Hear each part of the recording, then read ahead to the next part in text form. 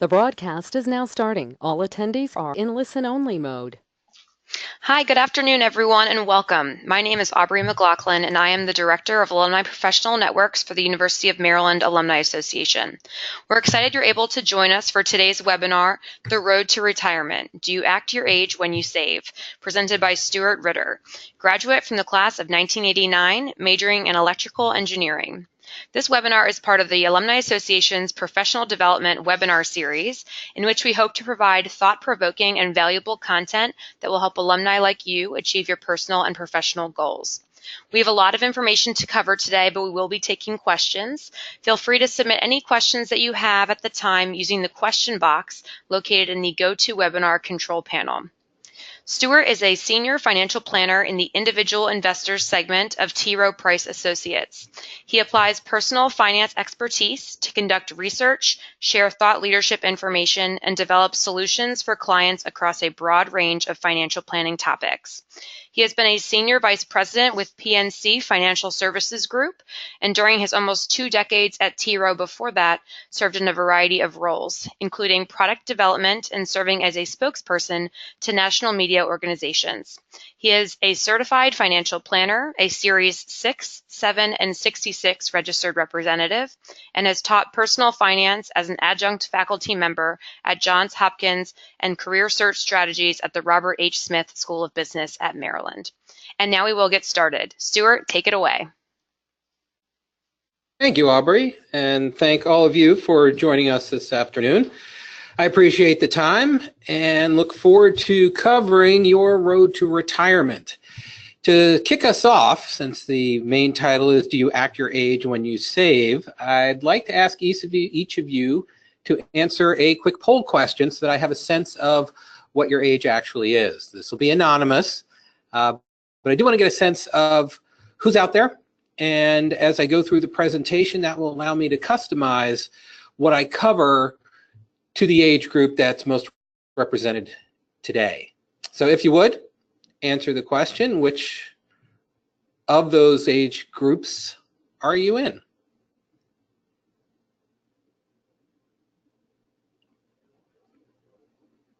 All right, and we'll leave this open for just a couple of seconds longer.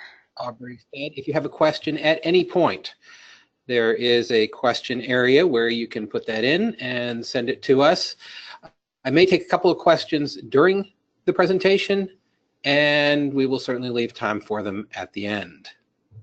All right, so most folks here are between the ages of 40 and 49. That's very helpful. As I go through and pick out some examples, I'll probably use somebody in that age bracket, but anytime I've got something that's age related, the rest of you who are on here in a different age group, you'll be able to pick out where you are. So thank you, I appreciate that. All right, let's get into some of the topics we want to cover here. To achieve any financial goal, and I'll use retirement as the example in this presentation, but to achieve any financial goal, there are 3 decisions you need to make. How much to save, what account to use, and what investment strategy would be appropriate. So just like every time you go to the doctor, they do the same thing. They take your temperature, take your blood pressure, ask why you're there, and then the conversation veers off from that. Same thing when it comes to achieving a financial goal. 3 things you need to decide, and then depending upon what the financial goal is, you make different decisions. And as I said, we'll use retirement as our example today. So let's start with how much to save, that particular decision. And before I get into that, I want to share with you a problem I've been having at the gym. I go to the gym 5 to 6 days a week. I allocate my time between cardio and weight-bearing exercises. And even when I'm doing the weight-bearing exercises, sometimes I do my bicep curls with my arms straight in front and sometimes out to the side. And sometimes I'll use a treadmill and sometimes an elliptical machine. And since we've known each other for 30 seconds now, I feel comfortable sharing that the results haven't been what I was hoping they would be. And I'm hoping somebody out there has an idea of how I can improve my health with the things that I'm doing, maybe a little more time on an elliptical instead of treadmill, or doing my bicep curls in a different way. And the other thing I'd share with you is when I go to the gym, I go for 6 minutes.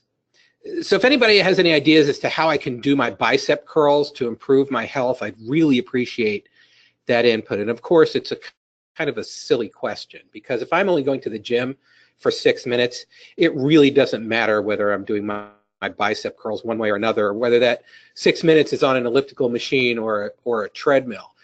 The number one influencer of how well things are going on in the gym is how much time I spend there.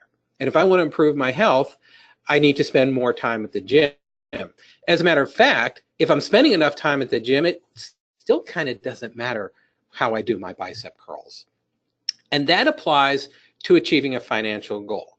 The most important decision you make is how much to save. If you are not saving enough towards a financial goal, the other decisions you make will have an impact, but will be completely muted by the fact that you're not saving enough. So when it comes to retirement, the number I want everyone to focus on is 15%.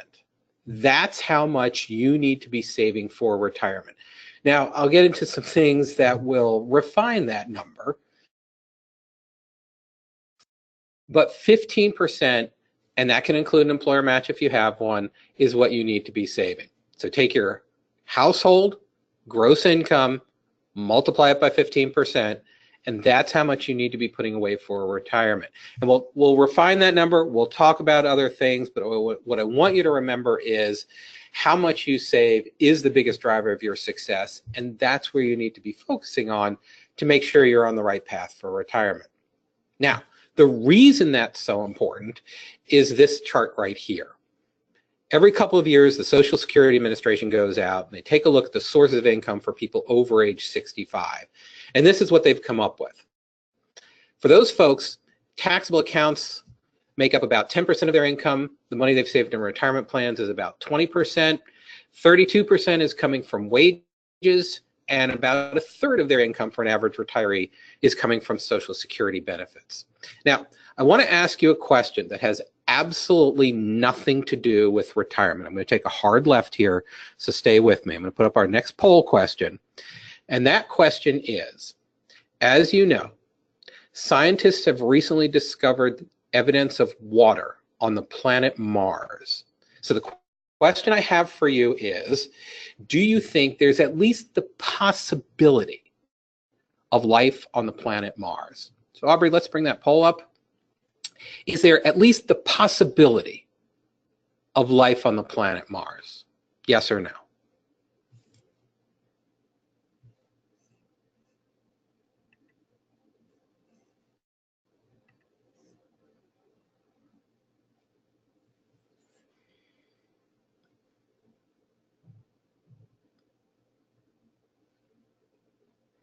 All right, let's take a look at the results. Here we go. 86%, there's at least the possibility of life on the planet Mars. Thank you. I appreciate your input on that. Let me ask you a different question. And Aubrey, could we bring up that poll question? How many of you believe there's at least the possibility that you will receive the full Social Security benefit currently promised you under the current rules for your entire life, all the way through your retirement? Possibility, at least the possibility of the full Social Security benefit.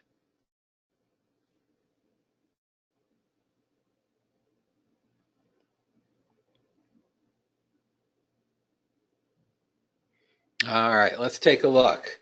Now, when I asked about life on the planet Mars, we had about 78% of the people saying yes, and yet, when it comes to Social Security, there's a big difference, and I'm willing to bet that most of the people who put themselves in the yes category are the ones who are over age 60. And that puts us on the same page as we understand where sources of income from retirement can come from. Most people do think that there's a higher likelihood of life on the planet Mars than they get their full Social Security benefit. So if we go back to the pie chart, here's why that's important. If when you think about your income in retirement and you expect that Social Security slice to get smaller, you only have two choices. One is you've saved enough in the retirement plans or the taxable account slice to make those bigger to make up for the income that you expect won't be there, or you live on a smaller pie. And the whole reason we're saving for retirement is so we can continue the lifestyle we've had and not have to make those drastic cutbacks when we get to retirement. So let's talk about where you are. This is a chart that allows you to look at your age. So I'm going to use 45 as my example based on what folks said they were in terms of their age range. And the number you see there is how much you need to have saved times your salary. So if you're 45 years old, to generally be on track for retirement, you need to have saved about 4 times your annual salary at this point. So if your household income is $100,000, you should have $400,000 saved for retirement. That's how to read this chart. So let me pause for a minute and let everybody find themselves. And here's where the acting your age comes in. If you're 45 years old and you only have 2 times your salary, you've been acting like a 40-year-old. Unfortunately, you're a little behind. If, on the other hand, you've saved 6 times your salary, well, hey, you may be a sophomore, but you've got enough credits to be a senior. Go for it. This helps you figure out where you are, and if you're compared to where you should be. And if you're not on track, here's what you might need to do to get there.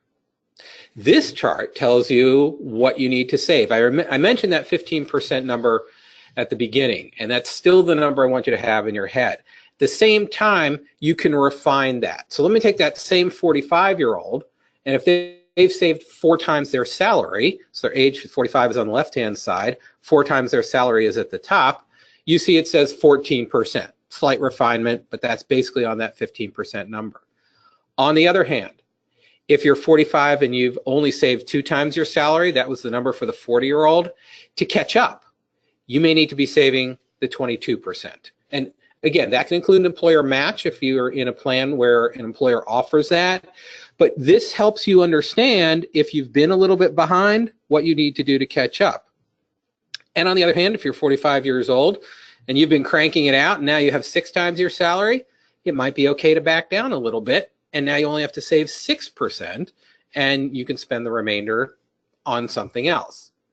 So hopefully this table, and we will send the slides out to everyone who's on the webinar today, this table will help you calibrate your particular situation to a number that's a little bit more personalized to where you may happen to be. All right. So where do we find the money to save if we need to save more? I'm not going to get into all the details. At the same time, it's important that we look at the other side of the equation, and that's debt. So, next poll question.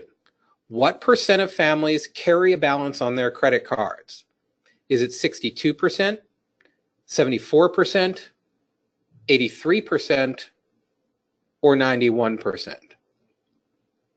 And carrying a balance means you didn't pay it off in full. There was some money that moved on to the next month. And did it any time in the last 12 months? What percent of families carried a balance on their credit cards any time in the last 12 months?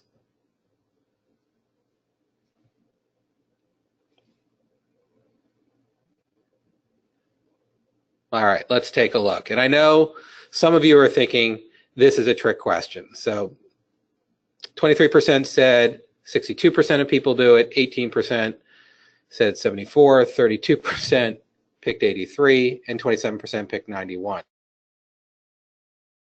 I know some of you are thinking it's a trick question, it's got to be higher than 91. Well, you're right that it's a trick question, but not in the direction you may have thought. The correct answer is 44%. That means that the majority of families pay off their credit cards in full every month. And according to the Federal Reserve, this has been going on for decades. At no time since 1989 have even more than half of American families carried a balance. Let me say that the other way.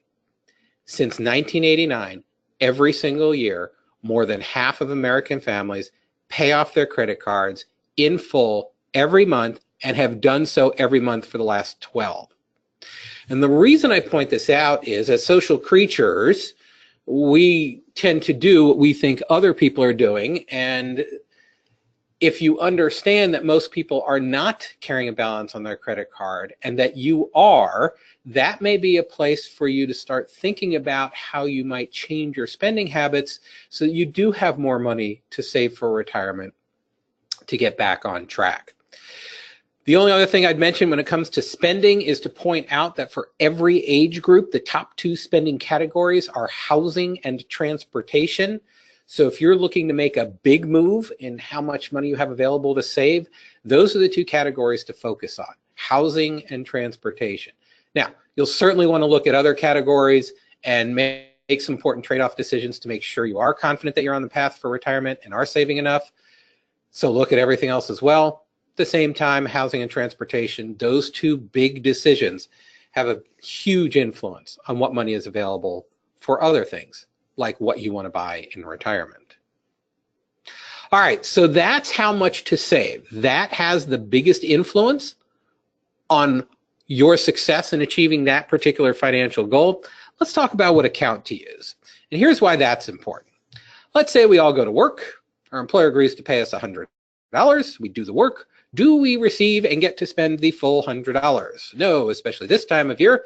We all recognize that we lose some money to state taxes potentially, federal taxes, Medicare, and Social Security, especially this time of year. We're all familiar with this. Now, this is just an illustration. Your mileage may vary, but in this particular example, of the $100 earned, you receive and spend about $60. Now, the government has decided that retirement is one of those goals that's important enough and difficult enough to achieve that if you use a particular kind of account to save for the goal, they will let you keep, potentially temporarily, some of the money they would normally take in taxes. And the more money you have in an account with your name on it, all other things being equal, versus losing money to taxes, the more you will have available for you to spend. So that is why the account to use decision is so important. There are certain accounts where the government has said, we're willing to make a deal with you. You commit to saving for retirement by using one of these accounts, and we'll let you keep some of the money we would normally take in taxes, and that will allow you to have more available for retirement. Now, we'll talk about how this works in a little bit of detail, but not too much. And here's why. When it comes to making the decision about what account to use, we don't want to get stuck in the mechanics. And the example I always bring up is, okay, if you're looking to buy a car and the person you're talking to about that says, well, let me explain to you the mechanics of how rack and pinion steering works, and then I'll explain the mechanics of recirculating ball steering, and you decide which kind of mechanism you want, most of us would just freeze. Now, those of you with maybe a mechanical engineering degree would be excited about that, but the rest of us are really interested in a different question. Which is the right one for me? I don't need to know how they work. I just want to know what's best for my situation. So let's talk about that. The 2 kinds of tax treatment you can get for retirement accounts, and the 2 kinds of retirement accounts are 401ks or other employer-sponsored retirement accounts, 401ks, 403bs, 457s, or individual retirement accounts, IRAs. The 2 types of tax treatments that might be available for those are something called Roth and something called traditional. Now, I'll get to that, but first, we're going to go on a journey. Now, if I had the Twilight Zone music playing in the background now, it would make this complete. But here we go. We are going to go into an alternate universe.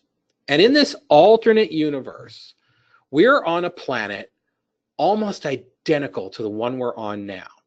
And up until about 30 years ago, everything was exactly the same in this alternate universe. The way you save to buy something, a house, a car, vacation, retirement, anything in this alternate universe, was you took your after-tax money, you went to work, you got the money left over after you pay taxes, and you saved that. And put it in an account, saved it, paid taxes on it potentially on the way, taxes on it potentially when you took the money out, and whatever was left over, you got to use to buy your house, your car, retirement, whatever it was. 30 years ago in this alternate universe, the government comes in and says, hey, we want to make saving for retirement easier. So here's the deal we're going to cut with you. You do the same thing you've always done. You put money in an account. Once you put money in the account, we never tax it ever. You never pay taxes on that money. And if that money earns money, you never pay taxes on the earnings either. Doesn't matter how long the money is in the account, doesn't matter how much you earn. You never pay taxes on the money. We never compel you to take the money out. And when you die and your heirs take the money out, they never pay taxes on that money either. And let's say we've spent 30 years in this alternate universe, in this never pay taxes ever approach to saving for retirement. And today, in this alternate universe, I come in and say, hey, have I got a deal for you? Here's how this deal works. You put money in an account, and we'll give you a tax deduction for the money you put in that account. And from then on, every dime that you take out, we're going to tax it. If you have earnings in the account, we'll tax that when you take the money out. You take your tax deduction and save it on the side there, save it in a taxable account, that's awesome, because we're going to tax your contribution when you take it out. We'll tax your earnings when you take it out. We'll tax the money that was in your taxable account when you take it out. As a matter of fact, you reach a certain age, we will force you to take the money out so that we can tax it. And when you die and your heirs take the money out, we'll tax them. And I won't do a formal poll question, but my question in this alternate universe at this point would be, how many of you would give up the never pay taxes ever account and say, sign me up for the tax every dime account? All right, let's come back to reality. For those of you who are familiar with it, you know what I've been talking about. I've been talking about Roth accounts, and I've been talking about traditional accounts and taxable accounts. I wanted to do it conceptually first without getting into all those recirculating ball mechanics. So we have a general idea of how they work. Now here in the real world, and I'll get into some of those mechanics, some of those details, there are some requirements to take money out of a Roth without paying taxes on it. It has to be open for 5 years. You have to be over age 59 and a half. But conceptually, that's how the accounts work.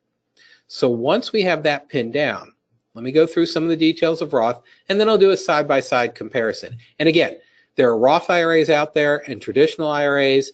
Many employers will offer a Roth option in their 401k. They'll definitely have a traditional option if they do offer 401k.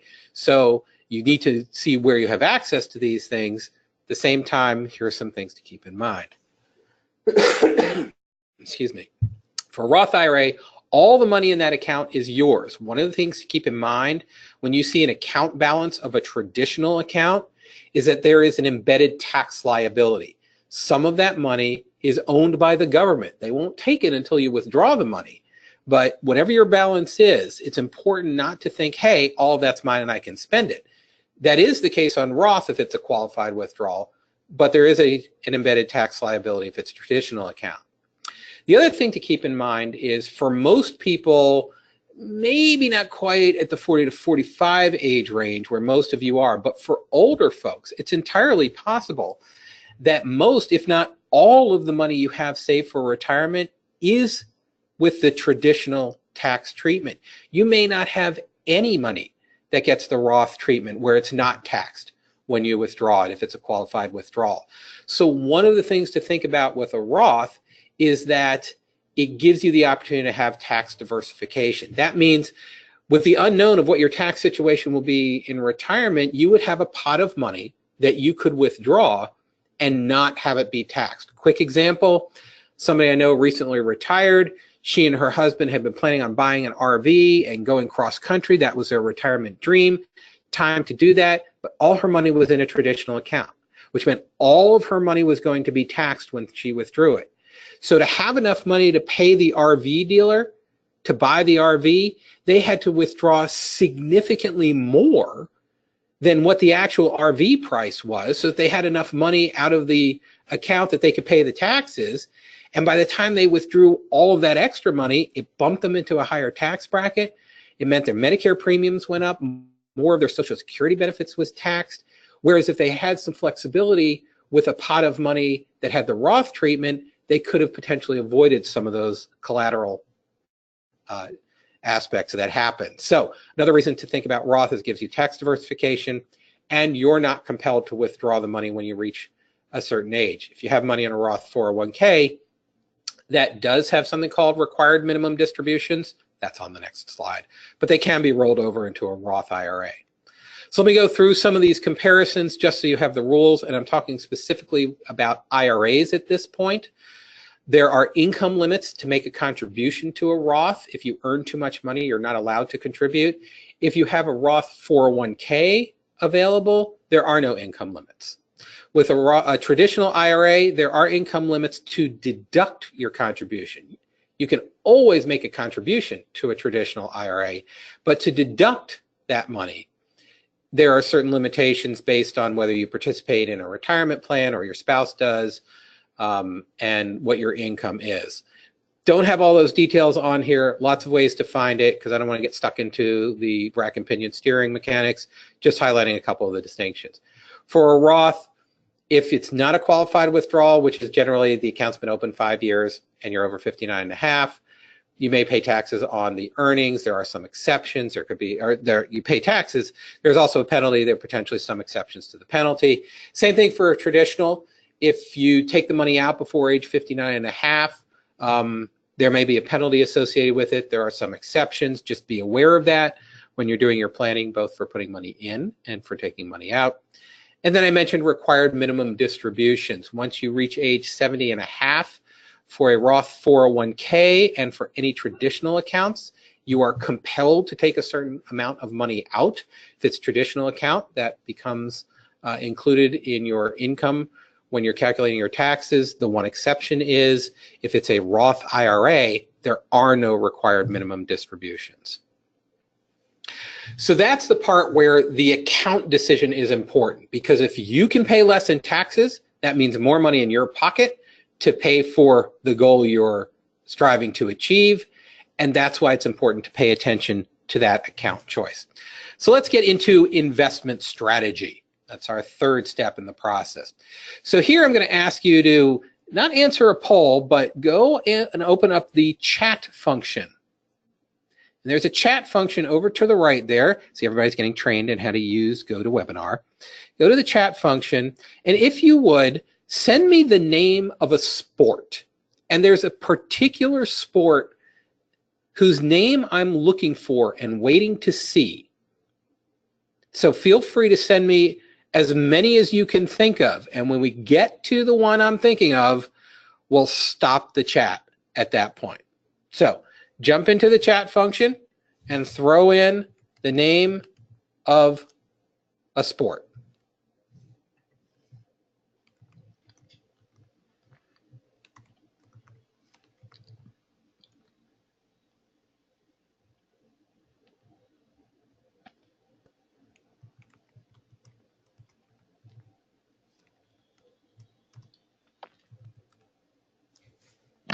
Stuart, I'm also getting a lot I'm of in there responses. throwing out some of the common ones that I hear when I do this in live presentations.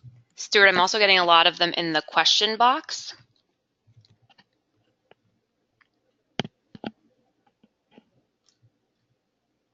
All right, let me jump to the punchline here. When I ask this question, here's a sport that almost never comes up. Why is professional wrestling often not considered a sport? And when I ask people this question, they'll point out to me that it's not a sport, it's entertainment. And I'll agree with that. And I'd make the point, though, that the entertainers you're watching when they're doing professional wrestling have an incredible amount of athletic ability. You cannot pick up another 220-pound human being above your head, drop both of you to the ground, and have both of you be uninjured unless you really know what you're doing. We do, though, consider professional wrestling entertainment as opposed to an actual sport. I want you to keep that in mind when I talk about an investment strategy here that is used by tens of thousands of people across the country every day. EBGYOT. It's an approach to investing, again, tens of thousands of people use. It's very popular, but I'm going to want to make an important distinction. EBGYOT stands for 8 bald guys yelling on TV. And right now, there are tens of thousands of people listening intently to the bald guys yelling and calling that an investment strategy. And I would argue that in most cases, what you're watching is entertainment. And just like the professional wrestlers, these folks have a lot of ability. They know what they're talking about. But just because they're talking about it, just because they're yelling, doesn't mean it's a sport. Doesn't mean you need to take it seriously. Now, I would point out that these people can be insidious. Sometimes they're not a guy. Sometimes they're not bald. But you'll notice that they are always yelling. They want your attention. And they're trying to make it entertaining enough that they've got your attention, which is fine if you want to watch that. But bear in mind that it is entertainment. It is not necessarily an appropriate way for you to build an investment strategy for you to achieve your financial goals. So if that one doesn't work, let me give you something that probably does. That's using a mix of stocks, bonds, and short-term investments based on your goals' time horizon, diversifying within stocks and within bonds, and determining a way for you to implement your strategy. And just as we took the 3 steps in achieving a financial goal one at a time, we'll take these one at a time, starting with the mix of stocks, bonds, and short-term investments. And to get into that concept, I want to talk about what happens when you roll a pair of dice. Now, if you have a pair of dice with you, that's great, go ahead and roll them. But here's what goes on. When we roll a pair of dice, we don't actually know ahead of time what number is going to come up at the top. But we do know the probability of each one coming up. And here's what it looks like. If I roll a pair of dice one time, there's a 17% chance that I'll roll a 7. There's a 3% chance that I'll roll a 2, and a 3% chance that I'll roll a 12. If I were to change what I do, if I were to roll the dice 2 times and take the average of the 2 rolls, the only way for the average of 2 rolls to be a 2 is I have to roll a 2 the first time, and I have to roll a 2 the second time. If I roll a 2 the first time, and then any other number the second time, my average is higher than a 2. So for the average of 2 rolls to be a 2, I have to roll 2 2s in a row. Can it happen? Yeah. But the probability is now lower. And the odds of the average of 2 rolls being 7, which is the average number, is now up to 25%. So now imagine that I rolled the dice 5 times in a row, and I took the average of the 5 rolls. Excuse me. The only way for the average of 5 rolls to be a 2 is I have to roll a 2, and then I roll a 2, and then I roll a 2, and then I roll a 2, and then I roll a 2. Can it happen? Yeah. There's a little tiny sliver of blue over the 2. Now I've rounded off to the nearest number, so it comes out to 0%. The odds are really, really, really small that if I roll 2 dice together 5 times in a row, the average of the 5 rolls will be a 2, because I hit a 2 every single time. And if I take the average of 5 rolls, the average 47% of the time is going to be a 7. Almost half the time, I will get dead on the average of what the rolls are. Now, keep this in mind as I switch to something that we care about a whole lot more, and that's the stock market. Here's what I did. I took the S&P 500. There's a company out there called Standard & Poor's, which is called S&P, and they put together a list of 500 stocks, so large U.S. companies that they feel represent the U.S. economy, and demonstrating the kind of creativity you'd expect from folks in the financial services industry. When the company S&P put together a list of 500 stocks, they called it the S&P 500. So I took the return of the S&P 500, and each year since 1926, I took the 1-year return and I put it on a graph, just like we have here. And this is what that picture looks like.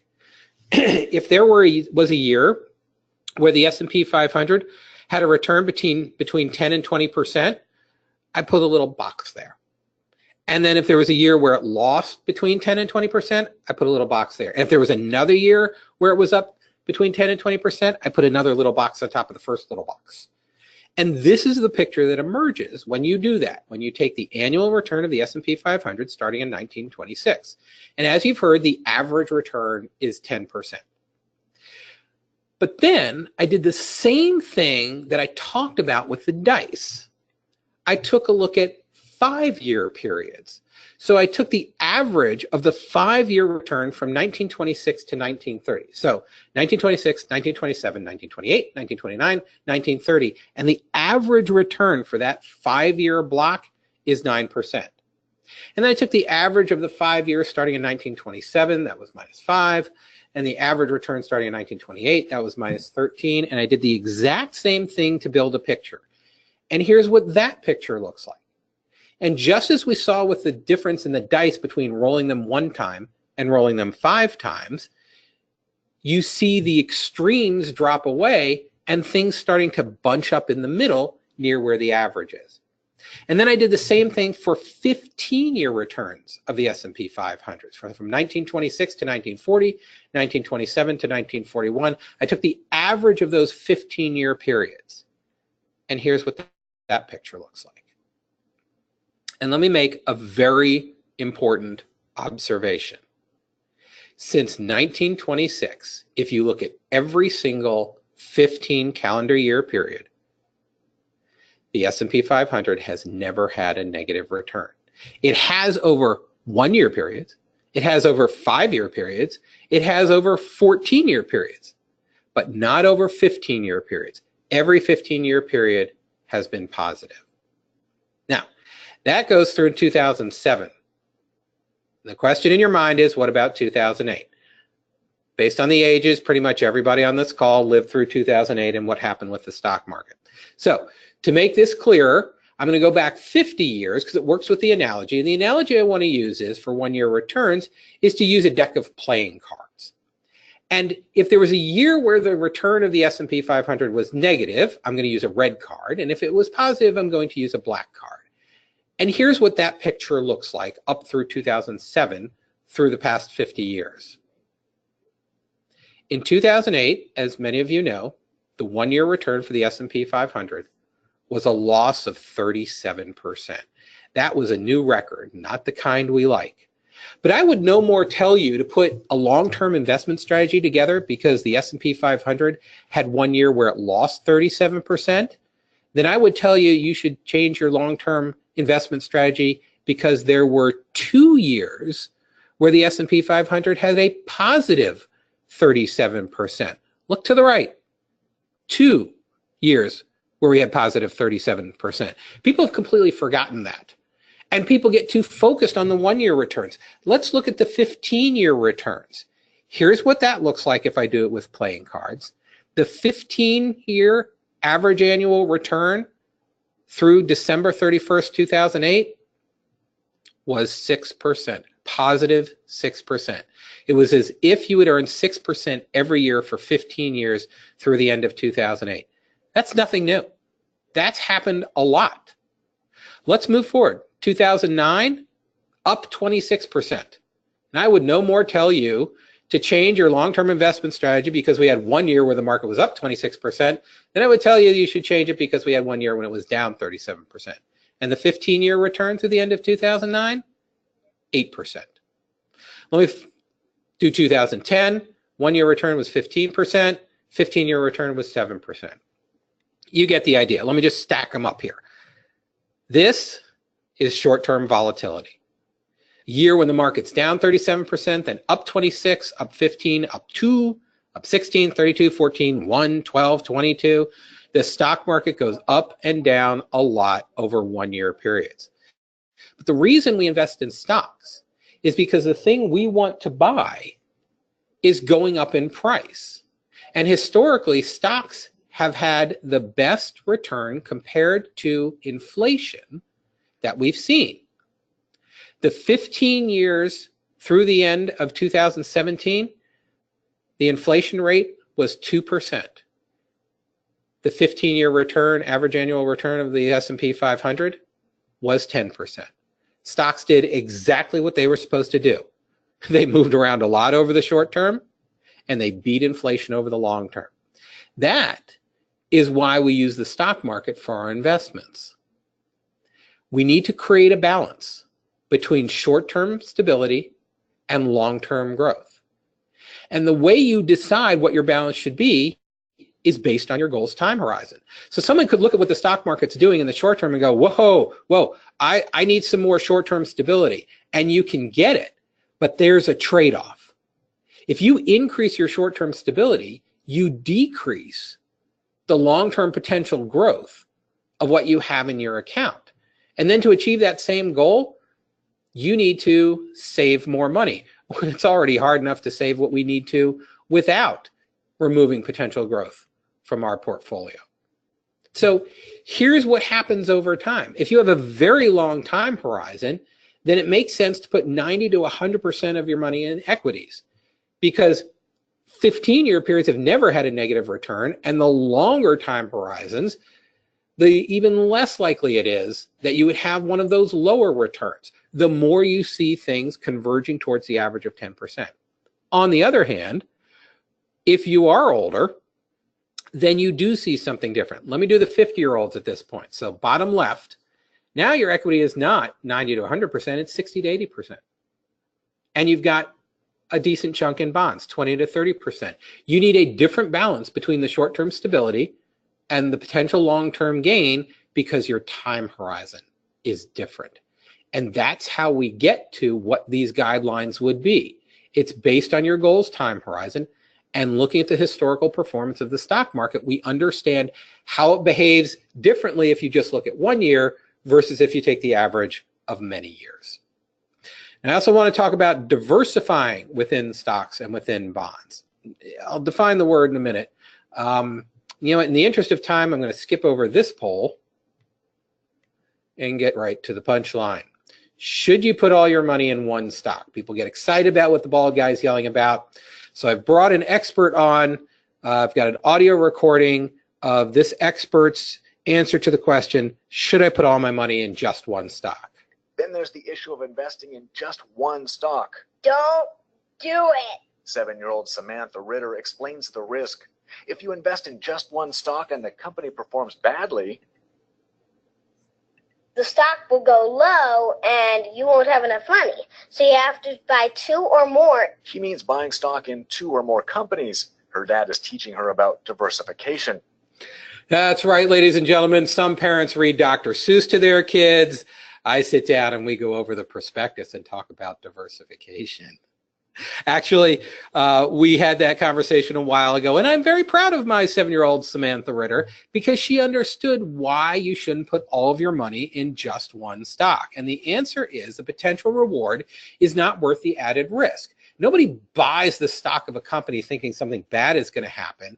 But if that's all you own and something bad does happen, well, then your ability to achieve your financial goal is compromised. And you manage that random risk by buying different kinds of companies and many of each different kind. So if the price of oil goes down and all you own are oil stocks, you might have a problem. If the price of oil goes up and all you own are airline stocks where jet fuel is a huge expense for them, well, then you have a problem.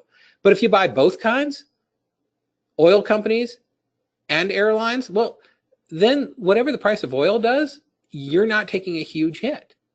Now, I do need to point out that diversification cannot assure a profit or protect against loss in a declining market. There are 2 reasons I say that. One is my legal department says if you use the word diversification, you must say cannot assure a profit or protect against loss in a declining market. Okay, check. The second one is people confuse what diversification is about. It doesn't mean you won't lose money if the market goes down. That's the whole mix of stocks, bonds thing and the time horizon. Diversification is about making sure you don't have too much money in an area that does extra poorly such that you don't stay on track to achieve your financial goal. So let me give you an example from 2008. Let's compare the S&P 500, which as I explained is 500 stocks, and what I will call the non-diversified 5. I went back and looked at the best performing stocks of 2017. Of the 500 in the S&P 500, these were the top 5. This is what the bald guys were yelling about all day long. And when we look at the 2008 return, as we talked about, the 2008 return of the S&P 500 was a loss of 37%. The 2008 return of the non-diversified 5 was a loss of 61%. And I would submit to you that just about the only thing worse than losing 37% is losing more than 37%. Being diversified didn't protect against loss in a declining market. What it did protect against was losing way more than the average because too much of your money was in one sector or just a few stocks. And diversification helps you manage that random risk by spreading your money around. And here are some targets for that. So of the amount you have in stocks, this works out to about 70% in US companies, mostly large companies, some small companies, and having some international stocks. And same thing with your bonds, 70% in US investment grade, but then 10% in these other categories so that you don't have too much money in one area such that if something bad happens, your ability to achieve your goal is compromised. All right, let's go to our last step, which is implementation. Yes, I have another car analogy. Manual transmission cars, and based on the poll results, some of you are old enough to remember what those are and how they work. Manual transmission cars are cheaper, get better gas mileage, and give you more control over the driving experience. But with that control comes more responsibility.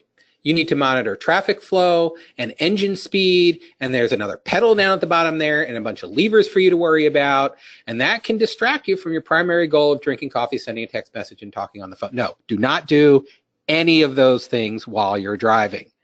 But the reality is that 95% of the transmissions sold in North America are automatic transmissions. People have decided that it is easier to let an automotive engineer figure out when things should happen by themselves and just allow that to occur. Only 5% of people buy manual transmission cars. And that gets us to implementation. There are two ways to put a portfolio together that has the right mix of stocks, bonds, and short-term investments for your goal, changes that mix over time, rebalances every quarter, and stays as diversified as it needs to be. The first way is you build your own portfolio. That's the manual transmission approach. The second way is an all-in-one portfolio. The financial services industry now has mutual funds that will put together the package for a particular goal, a target date investment for retirement, an enrollment-based investment for college savings for those of you familiar with 529 plans, and a lifestyle investment for other goals. There are single investments you can choose that put an appropriate balance of stocks, bonds, and short-term investments in that one investment, rebalance every quarter, stay diversified, and change over time. So when you're thinking about your own interest, ability, time to put together and maintain a portfolio for retirement, one of the ways to think about that is the automatic transmission versus manual transmission analogy I talked about, and pick the implementation approach that works for you. All right, let me wrap up with one final analogy here, and then we'll open things up for questions. Again, if you have questions, that's what that question section is for. Go ahead and type them in. Aubrey will ask them, and I'll cover as many as I can with the time we have.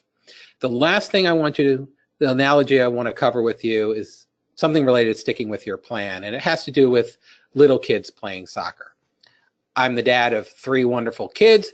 All of them played soccer when they were little, and for those of you who have little kids or at one point in your own life were a little kid, you kind of know how this works, right? All the little kids go out on the field. They have every intention of playing the position that they were told to play. Mom told them to be there, dad told them to be there, coach told them to be there. That's what they want to do, but what happens? The whistle blows, the ball moves, and the yelling starts. And what do all the little kids ultimately do? Zoom, right around the ball, right? You've seen this happen. Now, I've marked one little kid in yellow there, and he knows he's supposed to stay there, but nobody's having any fun over there. Everybody's excited about where the ball is, and that's where all the action is, and that's where the fun is, and he tries to resist, but eventually he just can't stand it anymore, and he runs to the ball. As soon as he does that, where does the ball go? Right where he should have been. And by the time he turns around and runs back, where's the ball? Anywhere but there. And little kids who are playing soccer are just a bunch of people running after the ball, and usually there's one slower kid running after the group of kids who are running after the ball. And it's kind of fun and it's kind of cute, and we chuckle a little bit at how these little kids play soccer. Let's talk about how too many grown-ups invest their money. They have every intention of maintaining an appropriately allocated, properly diversified portfolio. When they go out there, that's what they intend to do. But what happens?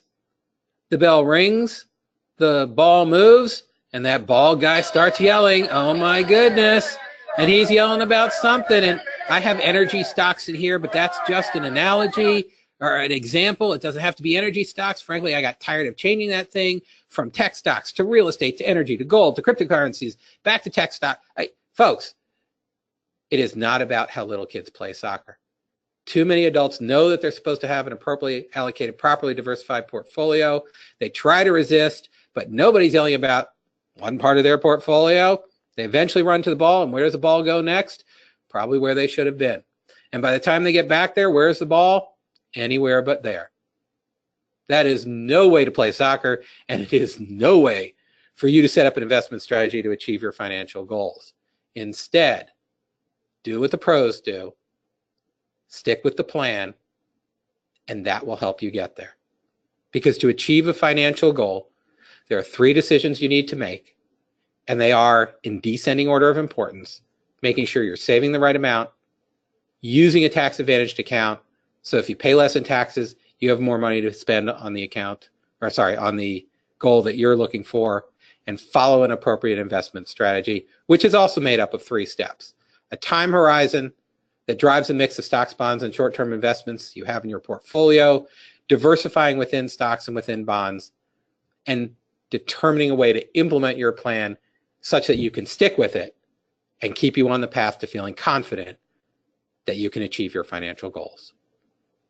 So I hope this information was helpful. As I said, I've left some time at the end for questions. So let me get Aubrey back on the line here and see if anybody has sent anything in. Great. Thanks so much, Stuart. As Stuart mentioned, we do have a couple of minutes here for questions. If you do have a question, there is a question box on the on the GoToWebinar control panel. So please feel free to type in any questions that you have in there.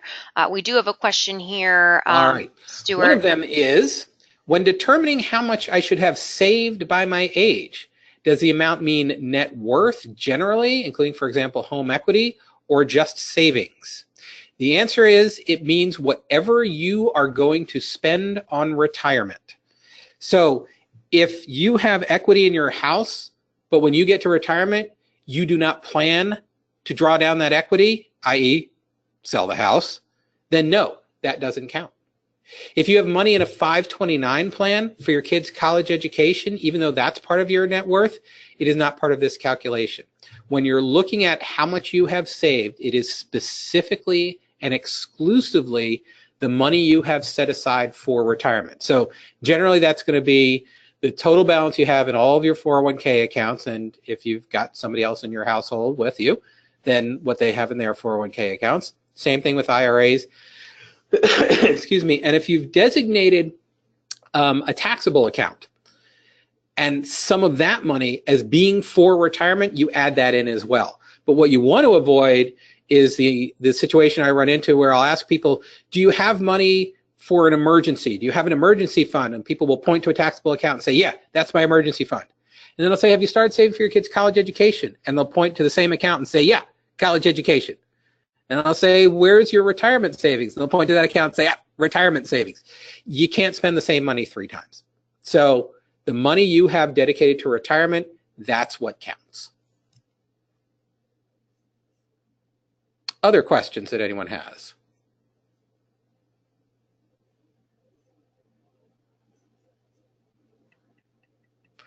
I'm going to take a minute to scroll through and make sure I'm not missing any.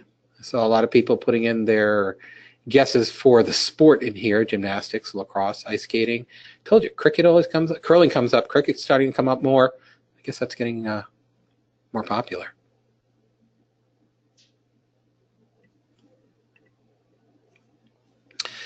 There's a question here about how pensions factor in. Glad you brought that up. If you are with an employer and have earned a defined benefit pension plan benefit, for those of you not familiar with those, there's another kind of retirement plan where an employer agrees to pay you an amount of money essentially for your life when you get to retirement based on what you've earned and how long you've worked there. Excuse me. So instead of you putting money into an account and deciding what to invest it in, the employer may say, hey, we're going to take your final salary, we're going to multiply it by 1%, we're going to multiply that by the number of years you've been here, and we'll send you a check every year for that amount. So that allows you, since you've got that source of income coming in, to not have to save as much of your own money in an account with your name on it to generate that retirement income. So if you do have another source of income in retirement, beyond the Social Security and beyond your savings, that means you might not have to save as much because you'd have the opportunity for income coming from another source like a DB pension plan. You can model that with lots of tools on the internet, plug those things in, and that will help you get a more refined number. Other questions?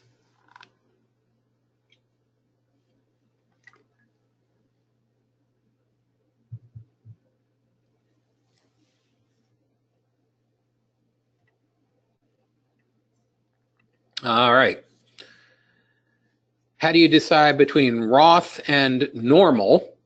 Assuming by normal you mean traditional. And the answer again is it depends on some of your circumstances. If you want more tax diversification because you've got all of your money in a traditional account, think about that. Let me back up a sec. The top line decision of whether you decide to choose Roth or traditional is what you think your tax rate is now compared to what it will be when you withdraw the money in retirement. If you think your tax rate in retirement will be lower, then you want the tax benefit now and you choose traditional. If you think your tax rate in retirement will be the same or higher, you might choose Roth because you get the tax benefit later on when your tax rate is higher. There are some other considerations. If you're younger now and you expect your salary to increase, and that will put you in a higher tax bracket when you get to retirement, that leans towards Roth. If you're contributing the maximum amount that you can to a traditional account, if you switch to Roth, it ends up giving you essentially more tax deferred money in there because the money you're contributing to the traditional has that embedded tax liability. But if instead you contributed it to Roth, there is no embedded tax liability. So essentially that whole balance is yours. So that would be another reason to consider Roth. Generally, it's based on the comparison of your tax rates, and then some of these other considerations can lead you to choose something different. All right, we are at the top of the hour now. Again, thank you very much for your time. I hope this was helpful in helping you understand where you are on your path to retirement, how well you've been acting your age, and if you need to make some adjustments, the confidence to know what you need to do that. Thank you all very much. Thanks, Aubrey. Great. Thanks so much, Stuart. We will be sharing the slides and a recording of this webinar and a follow-up email, so stay tuned for that. Thank you so much, everyone, for joining us today. Have a wonderful day, and go Terps.